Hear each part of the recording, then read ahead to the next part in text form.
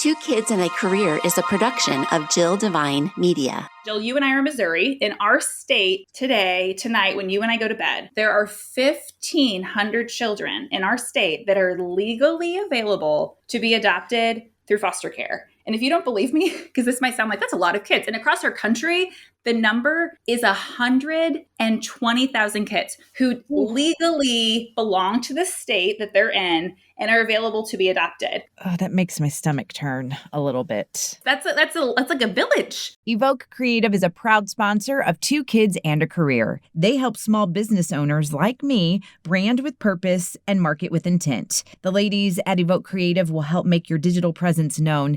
Learn more at evokecco.com. That's evokecco.com. Hi there and welcome to Two Kids and a Career. I'm Jill Devine. As an entrepreneur, wife, and mama, the daily grind of trying to build a business while taking care of kids and trying to maintain a healthy connection with my hubby, it's a lot. With this podcast, you're going to hear candid conversations with other moms, parenting experts who can share their knowledge and insight, or you'll just hear me rambling to get it all out.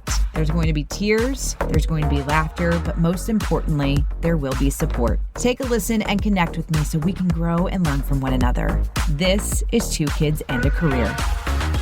One of the topics that I feel has been lacking on this podcast is something that I wrote down a long time ago as potential topics that I wanted to cover, but I wanted to have the right person on. I wanted to make sure that the information I was providing, it wasn't just hearsay or just thoughts. It had to be somebody that knew what they were doing. And that topic is adoption. And I have had people on this podcast that have talked about it a little bit. Maybe they know a friend of a friend or a friend of a friend, but it's just not talked about enough. And there are a couple of things that I have seen that have made me go, about adoption. And I'm hoping that my guests can answer some of those or say, yeah, that's true or that's not true. So let me welcome to the podcast, Marcy Bursac. Hi, how are you doing?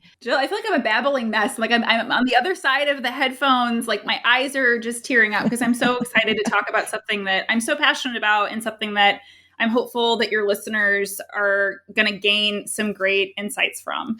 So you are an adoptive mom, a podcast host, and author of The Forgotten Adoption Option. And how we got connected is through, it started with social media. I had made a post that said, what do you want to hear covered in season 5?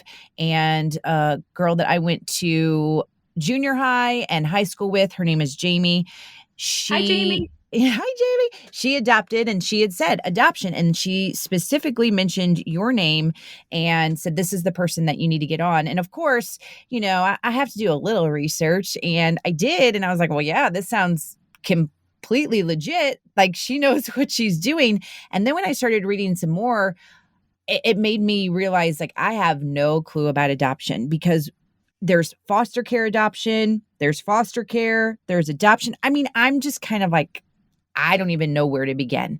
But what I have heard from people that I know who have thought about adopting or did go through the adoption process, it is difficult and it is long and it is costly. And sometimes these people will just gave up because it's too hard. And I'm thinking to myself, well, I don't know the exact number, but I know that there are a lot of babies or even young children that need homes. And why is this process so hard? So I'm hoping you can school me, you can help somebody else that might be considering adoption and talk about all the things.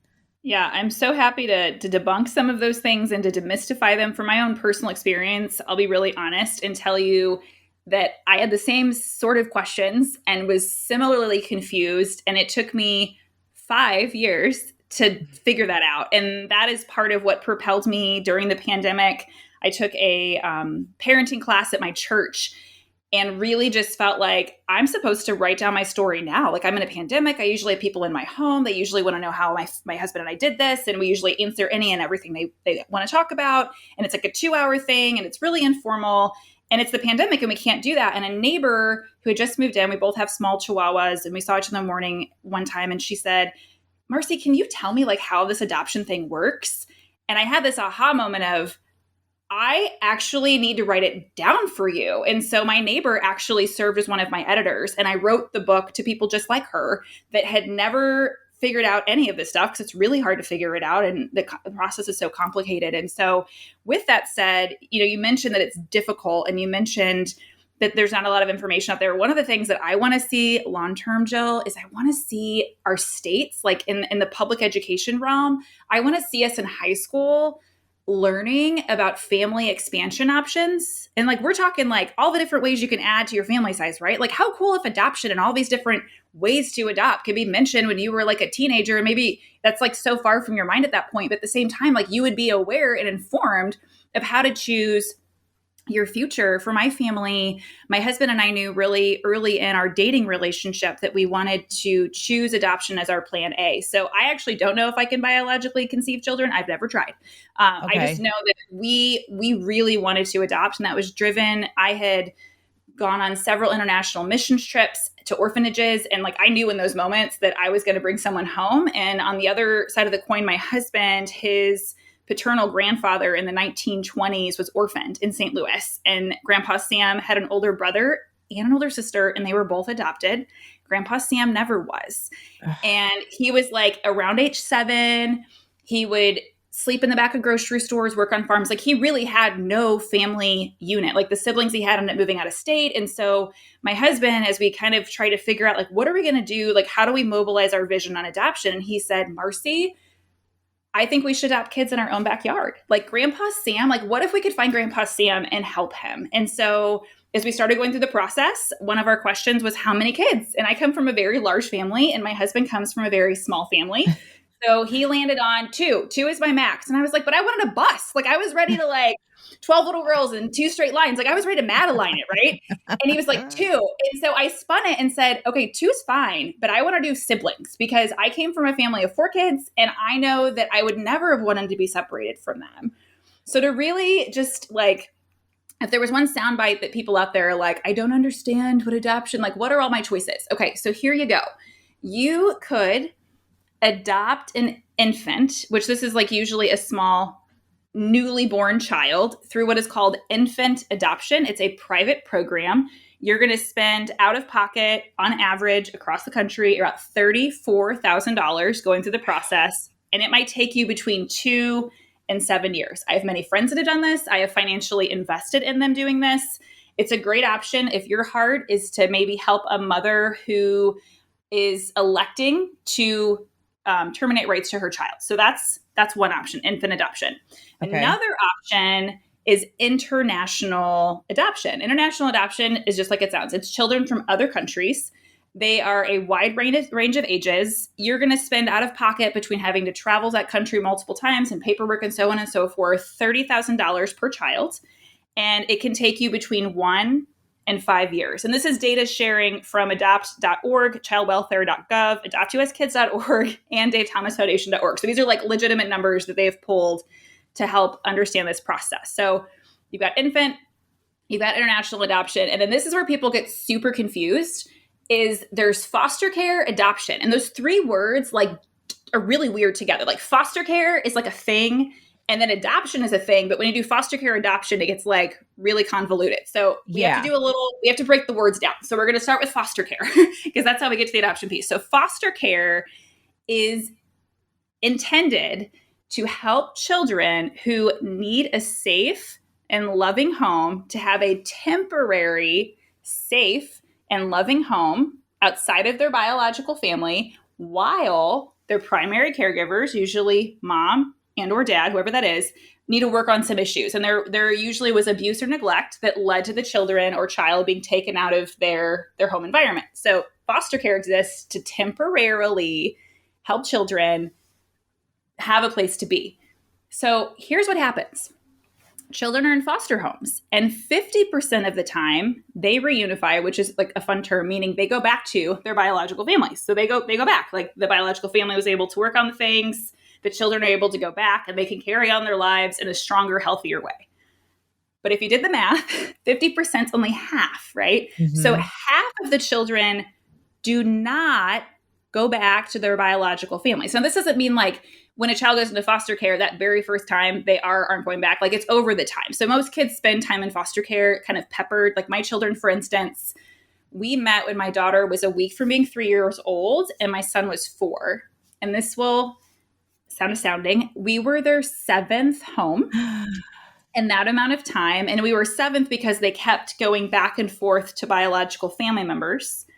And they were so young. So foster care adoption then is the second 50% of kids. They're kids who do not reunify with their biological families. And what ends up happening, and this whole process takes about 2 years, is while children are in foster care, going through all these legal things that have to happen and visits and so forth, there comes a time where parental rights are terminated. And different, but similar to infant adoption, the biological parents can actually give up their rights or the state might terminate them.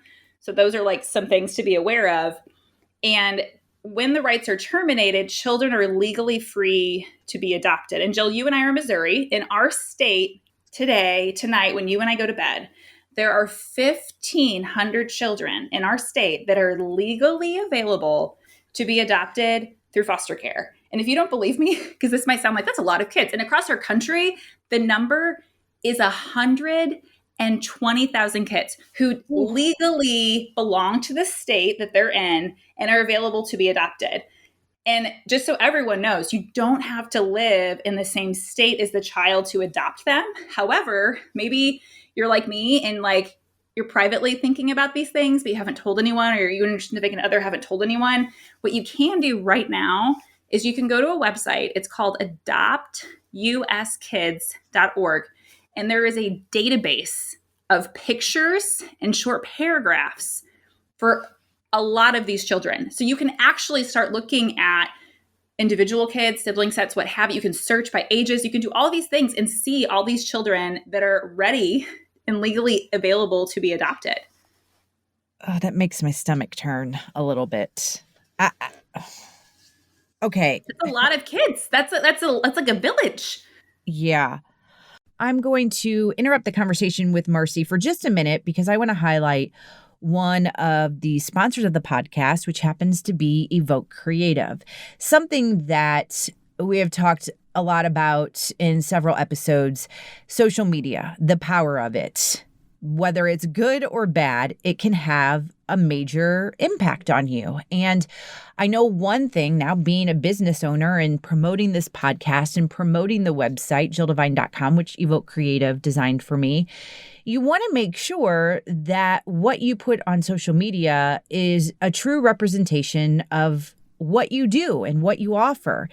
And it's one of the things that I'm bringing up to you because with Evoke Creative, they really need to show you, if you are going to make your digital presence be known with their help, they want to show you exactly what you're getting. And so I know what I like to do is if I'm going to be working with someone, I will kind of stalk their social media and make sure things look good and make sense. And I say all this because when I look at Evoke Creative's social media, I see that it is perfect. Like they have a blog series about starting a business. They have this post about help. I don't know what to post. So they are putting their money where their mouth is, if that makes sense. If you are a small business and you are looking to rebrand or you're brand new to the biz, you should go with Evoke Creative. They help you brand with purpose and market with intent. EvokeCCO.com. It's EvokeCCO.com. All right, back to the conversation with Marcy. Lots of questions, and I know you have a lot still more to tell, but okay. So the things that I have heard or read, you're familiar with Rachel Hollis, right? Yes. Or no? Okay. Yes. So when I read her book, Girl Wash Your Face, she talked about how I can't remember. Did they adopt 2 of the 4 of their kids? 2 are biological and I think 2 are adopted. I can't remember. But anyway, she talked about the foster care and that in that world, and I'm totally paraphrasing and summarizing, that they basically went through hell because somebody from the biological family of the kid would find out that that child was in their house, or then they would call the people in charge of all of this and say that Rachel and her husband were drug addicts. And then the agency would have to come in and they'd have to like talk to everybody. And it was like, what are you talking about? And she did just touch on it just a little bit. She just said, I just want to let you know that this is a very broken system and this is what happens. We just want to give someone a loving home. My other thing with that is, I have heard from someone that did do adoption and thought that they were getting their baby and this is really, it's easy to judge and assume, but to hear that, no, we want to keep the baby because we're going to get more money from the government. And immediately I'm like, what are you talking about? So we're going to sacrifice the love given to a child. Obviously, those people aren't in their right minds. I'm going to have to just throw my hands up and say that, because if I were to keep thinking about that and think about what environment this child is, I would lose my mind. They're crazy stories, right? So let me kind of put some color to what the two examples are that you just mentioned. So the first one from Rachel Hollis, what you described sounds like a family that signed up to be foster parents. That means they were signed up to help the children reunify, and the children over time became eligible to be adopted. So that some people say, and there are people that don't like this word, it's like a bad term, but some say that's foster to adopt. Okay. And that happens. I adopted my children through foster care. They were considered a legal risk placement, meaning the parental rights were almost terminated, near terminating. They were like, we need to find these children a home that can adopt them because they're very likely to become one of the 1,500 waiting children in Missouri. So my story's a different part of that, because you can, if you want to go into foster care, some people say, well, go into foster care and then you can adopt. I don't advise that. If you want to be a foster parent, like, your heart needs to be in helping children reunify.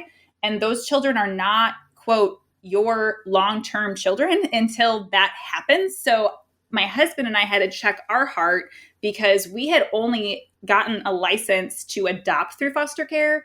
And then we were presented an opportunity with our children. We saw no photo. We saw small paragraphs. Like, it's so strange. Like, it was like an online dating profile without pictures. And we committed to them with a very, very short meeting and reading inches of paperwork. And we had to sign foster parent licensing in order to have them in our home for what we were told was 4 months, what became 18 months. So I'm going to reiterate that what you were told is hell. It's emotionally a lot. You really have to be mentally, and your heart has to be ready. Like, if you've got some, and I talk about this in my book, The Forgotten Adoption Option, that like, if there are kinks in your life, like I had childhood stuff that I'd never talked to anyone about. I went through counseling before parenting my children because I wanted to make sure I could fully be present with them. So all of that said, to just put a little more color to Rachel's story, you can be what's called hotlined. And this is where you call the people in charge, I'm using air quotes. And this happened to us. Like, we actually got hotlined by a counselor that our children were going to. And it was a really delicate, weird thing. It was a misinterpreted behavior that my daughter exhibited.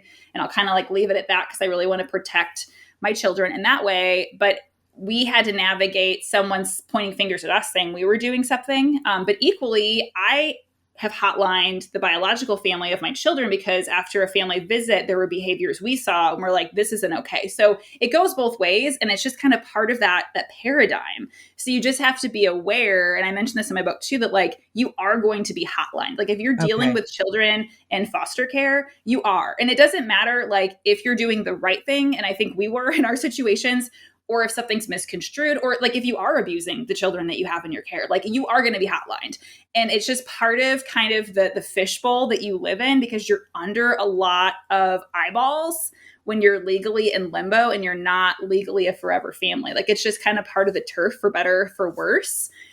But your second story is a really interesting one, because you talk about an infant adoption and a mother electing to keep her child for financial reasons. I actually spent 12 years in social service, Jill, so I might have a different opinion and spin on this than some think about, because I have worked with women who are single moms, who are low income, who are unemployed, underemployed. And those decisions, I mean, if we put ourselves in what we think is their shoes, and I think about it that way, and I think, I don't necessarily know what to do. I've got a lot of just drama in my life in general, because if I'm already in poverty and I can't afford this child and I need government supports like that, there's a lot going on in my life that's unstable, right?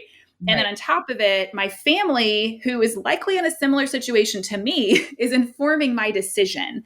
And we listen to our families, even if we don't like what they say, we listen. And so while I'm may or may not agree with what she did, I can understand how she got there.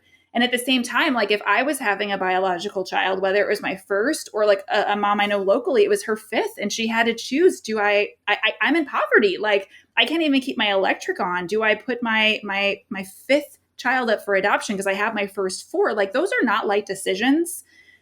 Whether you're the biological parent or the adoptive parents, those are not light decisions. And so I think it's super complicated sometimes when we can see some of these decisions, and it seems so clear, right? It seems so clear of like, well, you can't afford this child, but I could, and I could do a better job. And to be really like, to kind of parallel that to my own story, my children, their biological family was in a situation of poverty.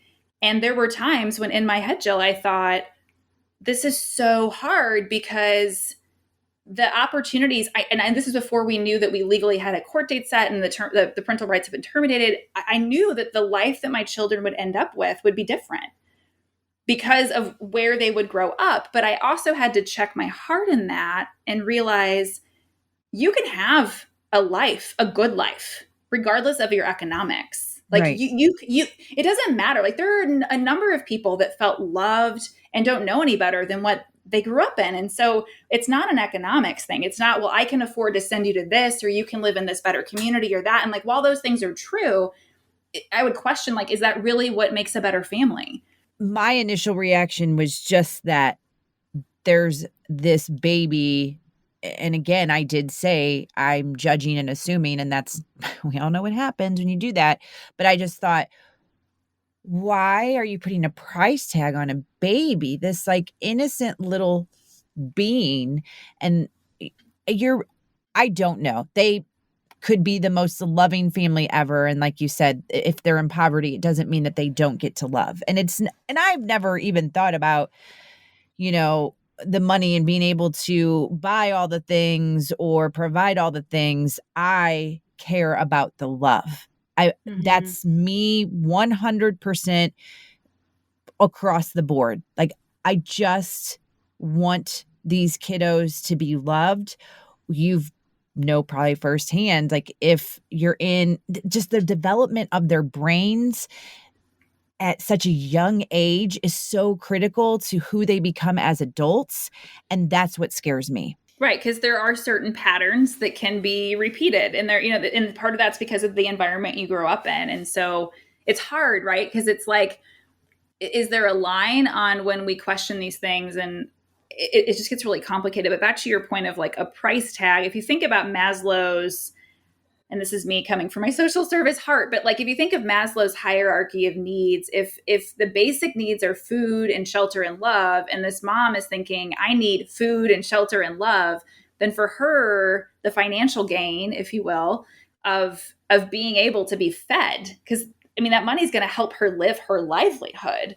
Yeah. It sounds like that was, I mean, she's such a primary level in her needs she's thinking, I need to survive. I need to live. I don't want to be hungry. Yeah. Yeah. No, I'm thankful for you to provide that perspective, because I know I'm not the only one that probably felt that way or feels that way. I think it's one of those things when it comes to kids, of course, there has to be a super watchful eye, like more than you would even imagine. And then, you think, well, gosh, like you said, I'm doing everything right. Like I'm not a threat. And why are these people coming after me? But I guess that's just the nature of this. That's what has to be done. You want the safety of these kids. Exactly. And there's kind of this ownership struggle is what I'll call it, where as the biological family, to empathize with what I experienced, so my children, their biological parents were teenagers when they had my children, and they did not marry. And so Missouri considers those separate people. And then they weren't co-parenting my children or their children, whatever, our children. And so it got really complicated. And what got really complicated in that is the ownership one feels, right? Like when your children are in foster care, as the biological parent, you're their parents. And like you expect them to call you mom and dad. And I remember picking our children up to bring them to our home. And my children lived a 5-hour drive across state. And it was like a very rare thing that this would happen. But in their community, Jill, there is one foster home. One. And my children were living there. They are a temporary foster home. And this couple lives on a farm and they're in their 70s. That's all they have in this whole community. And I remember on the drive back, a friend of ours had loaned us their SUV and said, we need you to take this. You just need to have all the space you can. We had like little sedan cars at the time. And said, just take this across state. Please just bring your children home. And I had taken the advantage of the back seat and asked my husband on the drive back, like, I want to sit in the middle because I want to be with our children. Like, I want to be in the back seat in the middle. I was the youngest in my family. I love that spot anyway, but I can like hold their hands or just at least be there. Like, I don't know what they're going to want to do or not do. But I remember telling them, we're Nathan and Marcy, and you can call us that, or you can call us mom and dad. And it kind of evolved over time on what they called us. And eventually, like, I was mommy Marcy. And so we had different terms, but you would have thought that I'd committed like a deadly sin, Jill, because we'd go to biological family visits. And at the end of them, we weren't present for the visit, but we dropped the children off and picked them up. They might say, hey, mom, to me. And you would have thought that like I struck death, because can you imagine that's your biological child and they're calling someone else with your title. And so there's just this like kind of territorial riff that is just part of the paradigm. I don't have an exact solution for it, but it's like we try to be really open with our children, letting them make the choices of whatever you want to call us is fine. Like you don't have to call us mom and dad. But at the same time, I remember one of the things my dad told me early in is he said, Marcy, he said, be careful to not be like Disney World, like don't have the Disney World effect. And I was like, Dad, what are we talking about? And he was like, you need to understand where your children are coming from. And so if their normal was playing in a park like this, but your normal is going to the zoo like that, like you need to kind of scale and understand. It's sort of like in the same way that I would imagine families that have blended families and maybe there's two sets of households children live in, right? Like one might be able to do certain things and the other doesn't, or vice versa. And so we had to like kind of fact find and understand like what was normal for our children. So we weren't giving them like an overly lavish lifestyle that was very, starkly different from what they had already had before. So it's a really delicate relationship. Okay, so Marcy, I have all the questions again. I have so many more. I want to learn a little bit more about your kiddos too, but you have a lot of helpful tips that I know someone is listening and they want to hear it. So would you stick around for part 2 and we can continue the conversation? Absolutely. Before I get to that Supermom shout out, I want to shout out the ladies behind Evoke Creative, evokecco.com, evokecco.com. They are responsible for JillDevine.com, where you can listen to this podcast. They really took the different ideas that I had and made them come to life. And I'm talking about the different ideas of what I wanted my website to be, what I wanted the brand to be, what I wanted to represent. They'll do the same for you. It doesn't matter if you are a business of 1 or a business of 100. evokecco.com. It is time for this week's Supermom Shoutout. And the nomination is a little different than past nominations. So the nomination came through my Instagram at Jill Devine, and it's from Nan. And she is nominating Steph of St. Charles.